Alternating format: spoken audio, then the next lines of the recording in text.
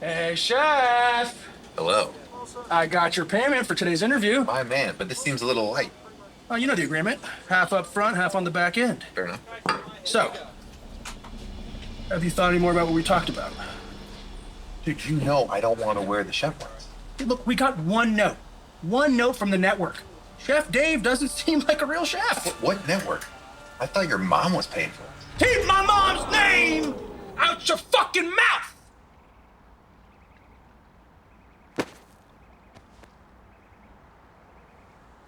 Let's have a good show, everybody. Let's have some fun out there. This is gonna be a lot of fun. He's on the search, looking for yogurt. I've been about town, granola hound, looking for it, seeking it out. The perfect parfait. With a golden spoon, he's got the touch. What's the show about? I don't know much, but I keep singing the theme song. The perfect parfait. Welcome to the show. It's called the Perfect Parfait. Hello and welcome to the Perfect Parfait, or as my agent calls it, wait, that yogurt thing? You're still doing that? I mean, is this really the best use of your time? I thought we talked about you writing a horror movie. You know, people are buying horror movies right now. Don't you want to sell a horror movie? I'm your host, Hunter Cope, coming at you from the Parfait Palace, AKA my videographer Danny's parents' backyard in the great city of Encino, California. Today's guest is a pioneer of the modern alternative comedy scene and a journeyman artist who innovates in any realm he takes on, whether it be film, TV, music, stand-up comedy, or the weekly call-in show. We could not be more excited to have him here today. Please welcome the one, the only, the wickedly talented Tim Heidecker. Oh, God. Thank you. Yeah. Beautiful. Very nice. Good to see you. Good to meet you. Thank you. Yes. Yeah. Thanks for being here. Thank you for having me. How are you today? Pretty good. Yeah, pretty good. Yeah. Happy to be in Encino. It's not a far drive from Glendale. I know you're a Glendale boy. Not bad. Just right down the across all over the through the 101, over Right. the 101, down all over the with the Within, 101. yeah. Something back there? It's just a little small. You can't really do laps, can you? But it's very deep, so Okay. it's epic for high dives. So, Tim, I'm stoked to have you here today. What is your understanding or knowledge of parfaits? Do you fuck Are with we parfaits? rolling? Oh yeah, Okay, we're going. We have 1, 2, 3, 4, 5, 6 cameras going. So All right. I think we're gonna get everything. Okay. And hopefully, but yeah, I guess I'm curious. What is your knowledge or understanding of the parfait? I think my knowledge is probably at a medium.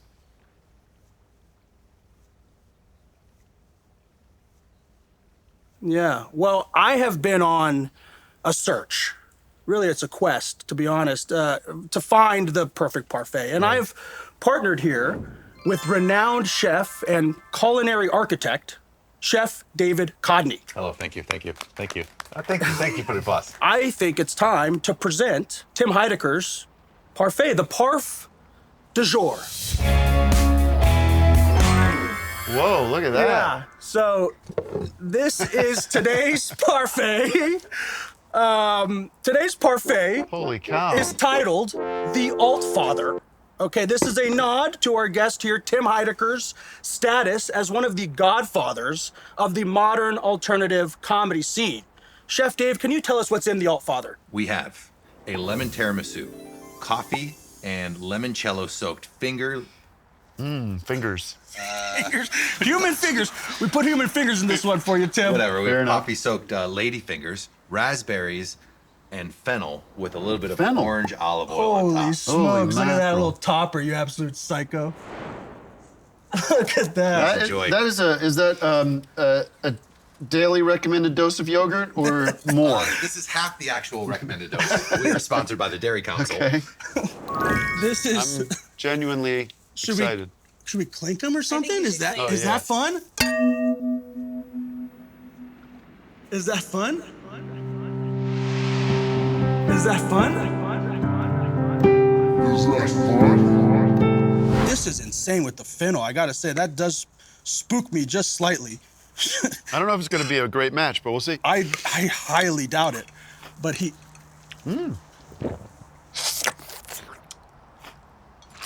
I love it. That's actually fantastic. Yeah. The fennel works, and the fennel's- lemon drizzle works. Fennel's fine. I'm okay. And the lady fingers work. I'm going deep I on gotta this. say, you're going wild on that part. There's homemade limoncello in there as well. That's pretty good. Compliments to the chef. Yeah. Thank you. Great job. Give me we a, get give me Tim a a napkin? wet nap. Hurry. It hurts. It stings. It stings. It's drying. It's drying. Yeah, we got cayenne in this one. We got you good. Oh God, that. Say that one more time. I'll make you, you know what? I'll make you one next time. I apologize. I know I because have failed this you. This is will go to self-financed. like no one. This will go to waste, right? A lot of food in the world goes to waste. It's a major issue. No, I'm serious. There's a documentary I started watching about it. It's, You didn't finish it. I did. You dirty dog. Well, nothing goes better with parfaits than engaging questions. So let's get into it. All right. Your career has had a lot of chapters. You cut your teeth at Adult Swim. You've been an actor for hire in films from filmmakers like Jordan Peele, David Gordon Green. Now you are a musician and a songwriter. You're going on tour with your band, The Very Good Band. I'm curious, when you look back, Yeah. like when you were a kid or a teenager, what was kind of the vision for yourself? I was always goofing around, making stuff in my basement and making plays and movies and stuff. And I was fairly hyperactive. Right. And in high school, I was doing more acting. Right. I was in plays and in the local theater and stuff. But as I got to college, I felt like I didn't want to go to school for acting.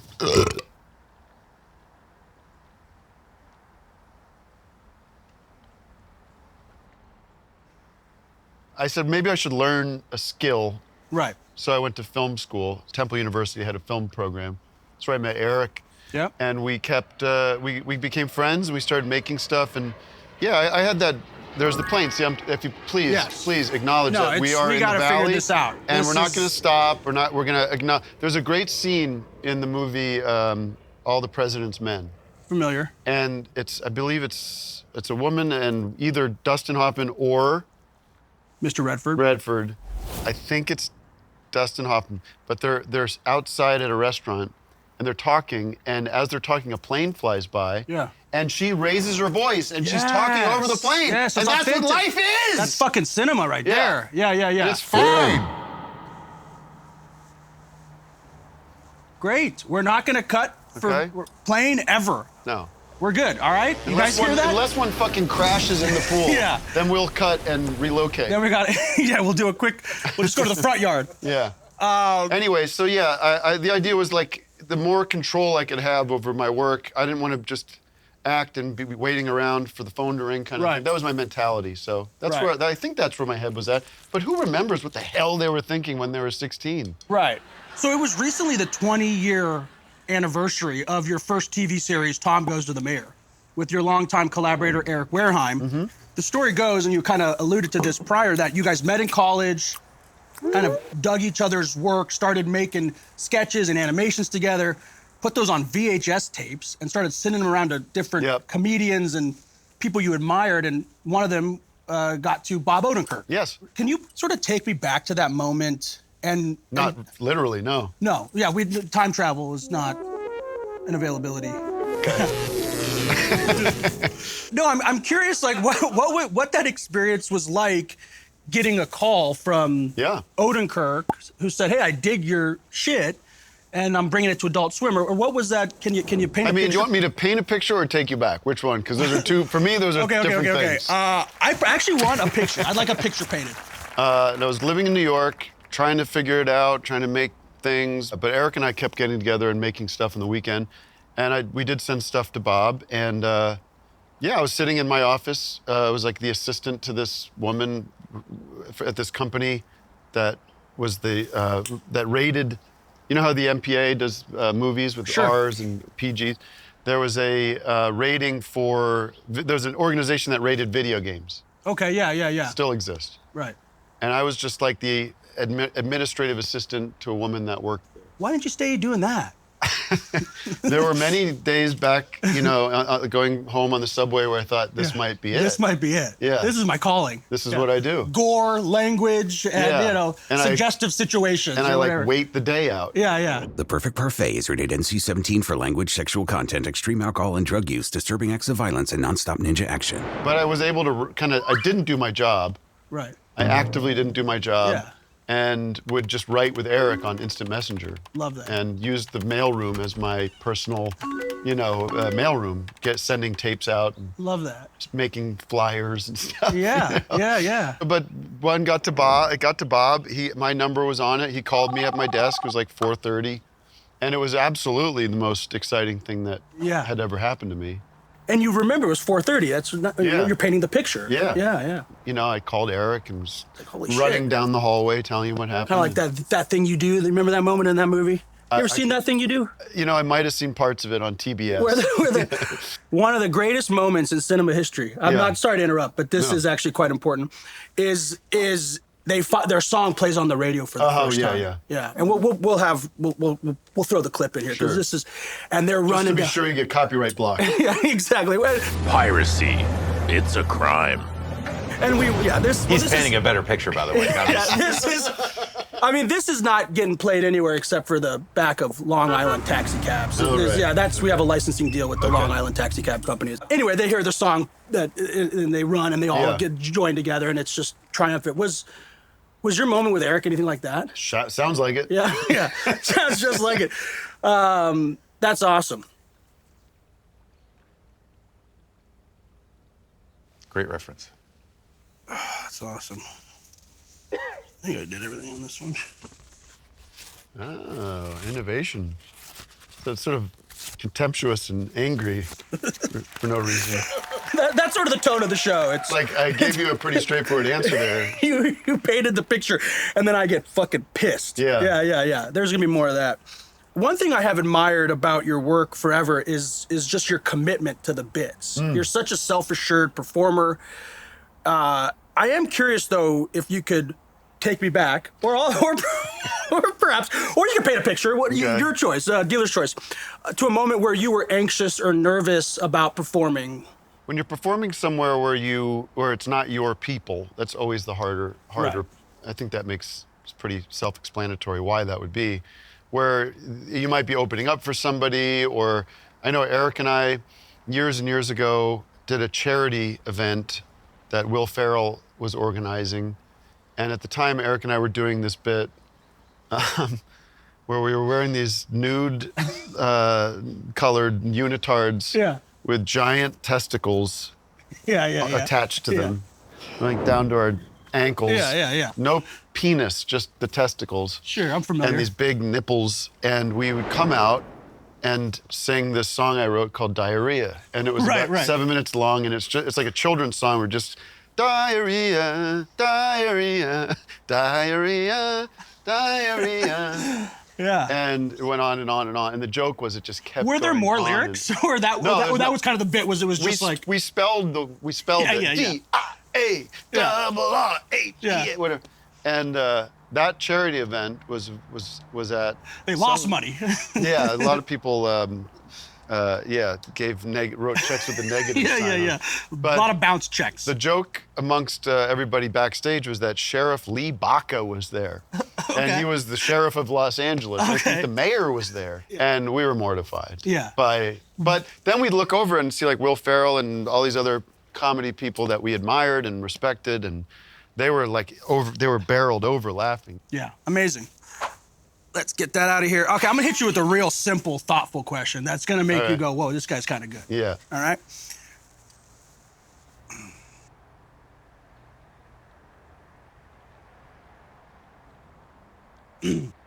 What's one...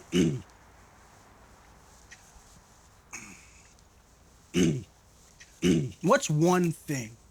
All right. Camera. I actually didn't hear it. Camera. Nice. All right. Okay. We're going to do a brand new segment. Brand new segment. Yeah, yeah. That I am calling. Your viewers are gonna be so unmoored. It's a brand new segment I'm calling Be Honest About My New Hat. Be honest about my new hat. What hat? We're getting there. Okay.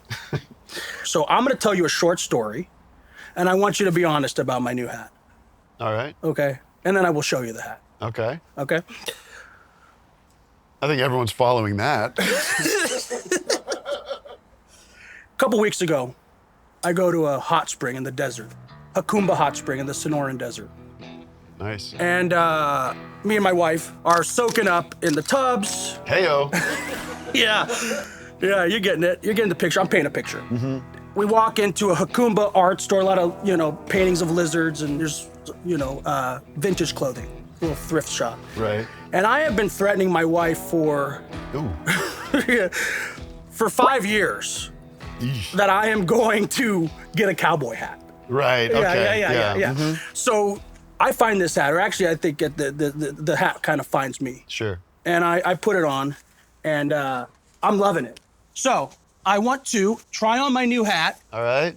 and I want you to, sincerely be honest Yeah. about it. All right, I've this got is thought. like, I know I'll have thoughts. Yeah. Is that a hat bag? Hat case? yeah, I got it on Amazon. Nice. Yesterday, for this I don't. bit. Doesn't matter when you got it. Yeah. Okay. Well, you don't need to know the timeline. All right. So. All right. Can we you get a want me little to music, You want me to actually? close my eyes so you Yeah, can put yeah. the hat on, and then I will open with your Some hat exciting on? music.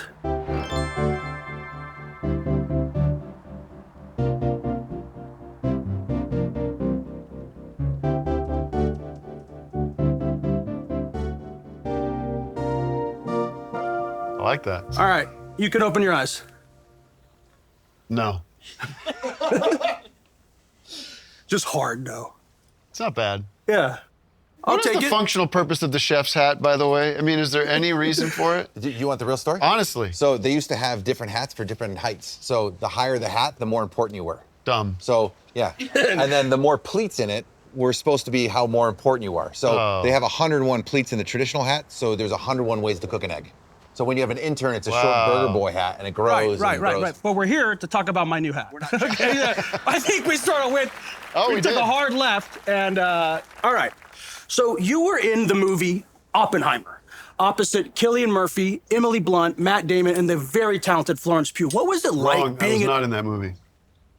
You weren't in Oppenheimer. I was not. The lab coat scene. It wasn't. The lab coat scene?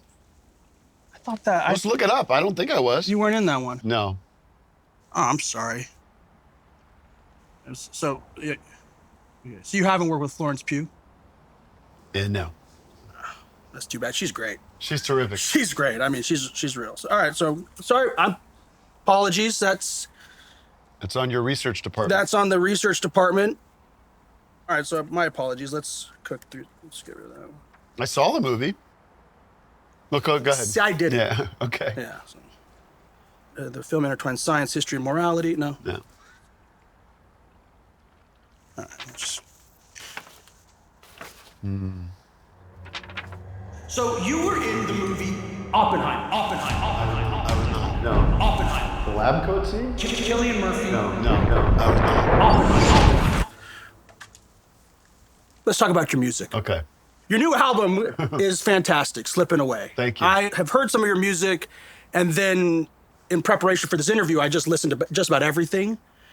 You guys fucking rip. Thank you. The band is awesome. The Very Good Band Yeah. is awesome.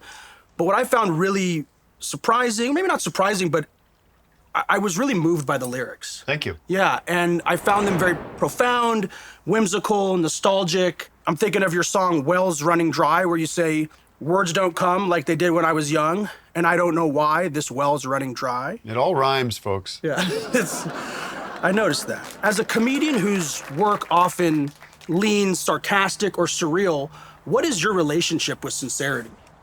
Well, clearly, I'm a master at it. Moving on.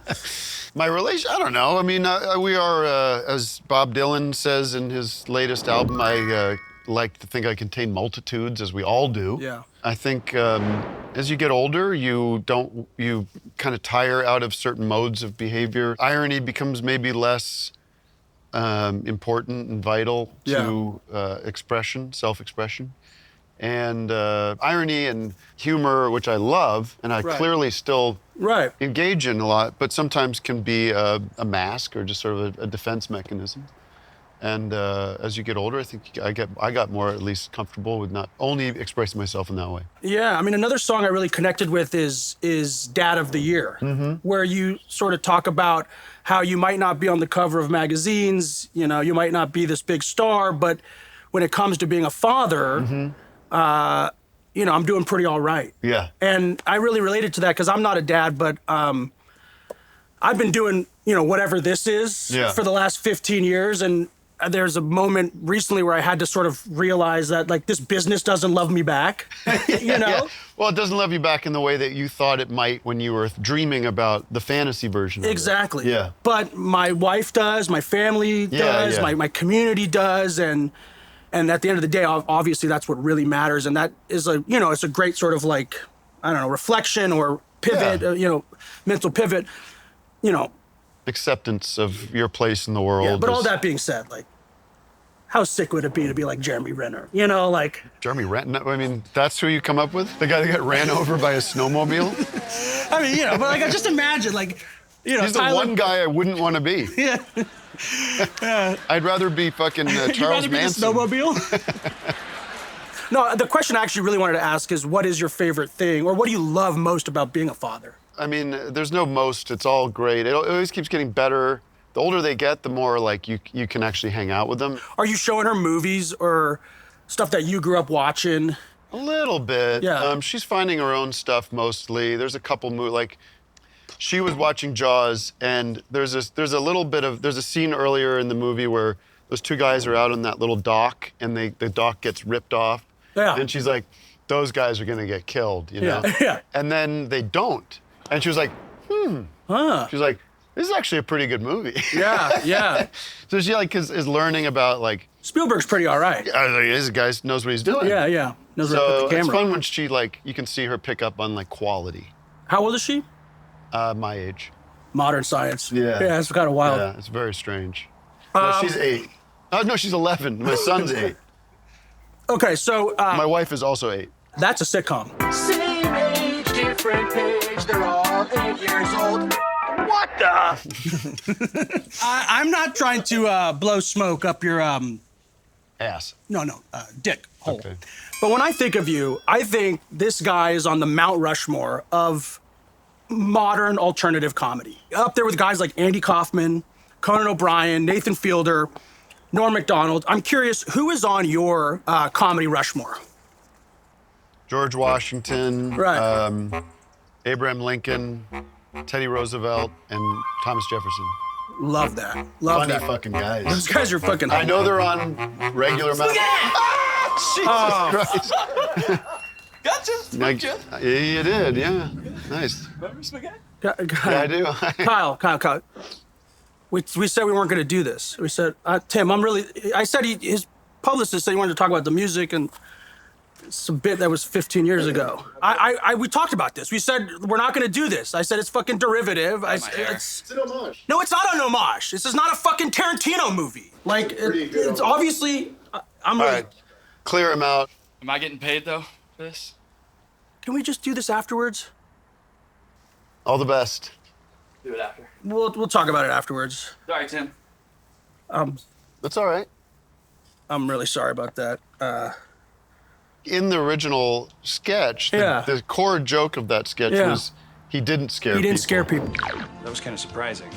I wasn't... Gotcha. But I was legitimately scared because I think if anybody comes up behind somebody and yells in their face behind them, you're going, you know. Should we roll it again? No. All right, I think that's we're just gonna kind of finish up here with some off the domes. I love it off the dome. You ready? These are questions I want you to answer straight off the dome, as quick as possible. All right? Let's put 300 minutes on the clock, and ready, steady, Off the dome. Window seat or aisle seat? Aisle. Stop Making Sense or The Last Waltz? The Last Waltz. Pancakes or waffles? Pancakes. Real Time with Bill Maher or Club Random with the great Bill Maher? Suicide. Yes. Mr. Feeney or Mr. Belding? Jeez, I don't know either of those people. Mr. Feeney was the teacher in Boy Meets World. Mr. Belding was the principal in Saved by the Bell. Pedophile City. I couldn't agree more. You passed the test. Lord of the Rings or Star Wars? Lord of the Rings. Lord of the Rings or Lord of the Cock Rings? Lord of the Rings. The Matrix or Lord of the Cock Rings? Lord of the Rings. Lord of the Cock Ring. What is your favorite non-sexual position? Lying down. Respect. Mushrooms on pizza or mushrooms on the beach, just fucking chilling and watching the waves roll in? That's the one. Final question. If you could only listen to one song the rest of your life, what is that song? Reject the Premise. I'm going to write a song called Reject the Premise, and then that could be the answer for other people. That's all we got for you here today, Tim Heidecker. But before we go, Yes, sir. we have to do one more thing. Okay. Chef David Codney. Back in the picture. I'm doing things now. He made a behemoth parfait for us here today. Yeah. But was it the perfect parfait? And before you say a thing, I want to add a bit of sizzle to the steak. That a boy. So this morning I walked into Merrill Lynch, Burbank branch, 9:01 a.m., and I cashed out my 401k. $92,671. Good Lord. If the Altfather here today was the perfect parfait, Yeah. this goes into Chef Dave's bank account. Please say yes. I don't appreciate being given that responsibility. Please. I want you to have the money, but I want to also maintain the integrity of the show and my reputation. Yeah. I thought the parfait was delicious, complex, creative, original. Perfect is a really specific word. And when I think about the quantity I was provided, Yeah. and unfortunately, I have to say it does not meet the standards of perfection because of the quantity that was offered to us. I hope you get diarrhea. Thank you. Diarrhea. Yeah. Gosh, that must sting. I don't know what it is, but this one hurts more. You'll get him next time, Chef. If it means anything to you, I could hook you up with a $25 Target gift card. I accept. All right. Great. Everybody wins. Everybody wins today. Tim, thank you so much for being here with us today on The Perfect Parfait. It is a tremendous pleasure to have you. All right. That's aggressive. I gotta be me. Yeah. I want to thank you for being here today. Would you like to hear a song? I'd love to hear a song. You want to play a song for us? Yeah, I brought my guitar. I could play you a song. I would love that. That might make Chef feel a little bit better. I think the gift card will be nice. Gift card and a song. Let's do it. Okay. The song is called Trippin' from my new album, Slippin Away. It's in the key of D. Everyone wants to play at home. I'm tripping on mushrooms, sitting by the pool. I'm swimming just to keep cool, and I'm grinning. I'm grinning like a fool, and I'm worried about nothing, soaking up the sun, and I'm loving everybody, wanna give a hug to everyone, and you're laughing, you're laughing at my song, and you're hoping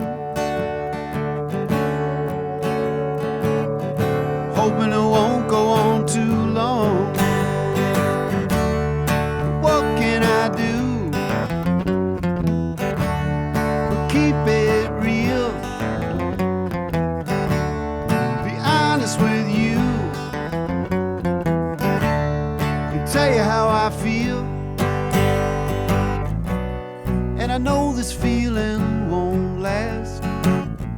Pretty soon it's gonna be in the past, and the sun in the west will set. And I hope that I won't forget. Trippin' on mushrooms, just wasting away the day. I'm riding on the good vibes, and I ain't got much to say. And I'm listening to the music coming from my head, and everything is lifted. All my trouble and my dread, all the sadness is slipping away. All the bad times are slipping away, slipping away, yeah, slipping away, slipping away, yeah, slipping away, slipping away. Thank you very much. No planes.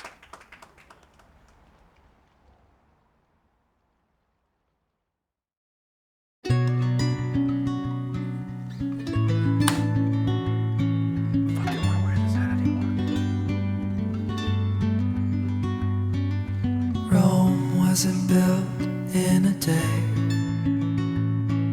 It may be perfection, will never be obtained. Easy to give up when life feels so great. Will it ever happen? The perfect parfait? I don't know. Hello? Hey, David. It's Tim Heidecker. Hey, what's going on, man? You remember earlier today when I said the parfait wasn't the perfect parfait? Yeah? Well, it actually was. Really? No, far from it. Look, you gotta keep trying, kid. All right? You gotta keep trying, keep trying, keep trying. I could be perfect if I let me